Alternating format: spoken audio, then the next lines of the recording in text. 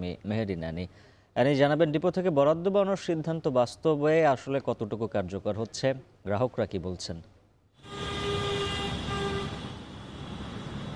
উজ্জ্বল বিকেল থেকে বিভিন্ন পাম্প স্টেশনে গিয়েছে এবং এই মুহূর্তে আমি যে পাম্প স্টেশনে আছি এই পাম্প স্টেশনে প্রতিদিন 18,000 লিটার অকটেন সরবরাহ করা হয়, যেটি আসলে আজকে কিন্তু এই পাম্পে বেশি পাওয়ার কথা ছিল। তবে পাম্প কর্তৃপক্ষ বলেছে যে আজকে তারা প্রতিদিনের মতো গত কয়েকদিনের মতো আজকেও কিন্তু তারা বরাদ্দকৃত যে অতিরিক্ত তেল পাওয়ার কথা ছিল সেটা কিন্তু পায়নি। আপনি দেখতে পাচ্ছেন এখানে কিন্তু দুটি তেলের যে গাড়ি রয়েছে সেই দুটি তেলের গাড়ি দাঁড়িয়ে আছে, যার মধ্যে দুটি তেলের গাড়ি কিন্তু ডিপুতে তারা পাঠিয়েছিল। তবে একটি গাড়িতে তেল দেওয়া হলো আর একটি গাড়ি কিন্তু তাদের তেল না দিয়েই এই পেট্রোল পাম্পে ফেরত পাঠানো হয়েছে।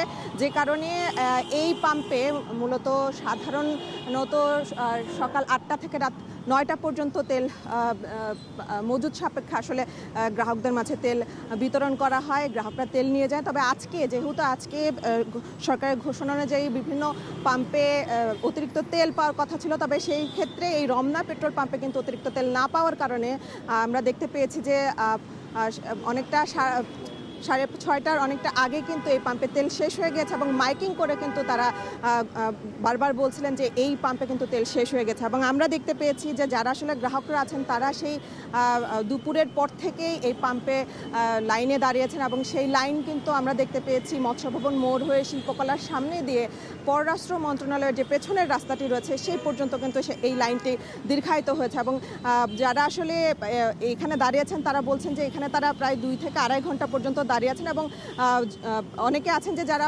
কাছাকাছি এসেও কিন্তু তারা আজকে তেল নিতে পারেনি এবং তারা বলছেন যে এই যে দীর্ঘ সময় লাইনে দাঁড়িয়ে আছে এবং তারা বলছে যে এই লাইনে দাঁড়ানো নিয়ে কিন্তু তাদের যে ভোগান্তি সেটি কিন্তু কমছে না।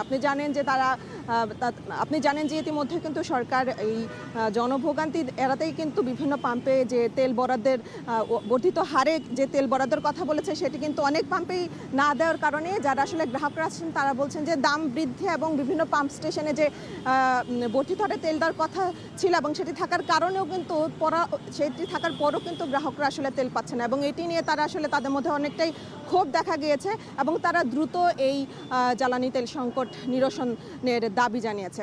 তো উজ্জ্বল, এই ছিল আমার কাছে রমনা পেট্রোল পাম্প থেকে সবশেষ। জ্বালানি সরবরাহের খবর জানাচ্ছিলেন সহকর্মী মেহেরী নানি।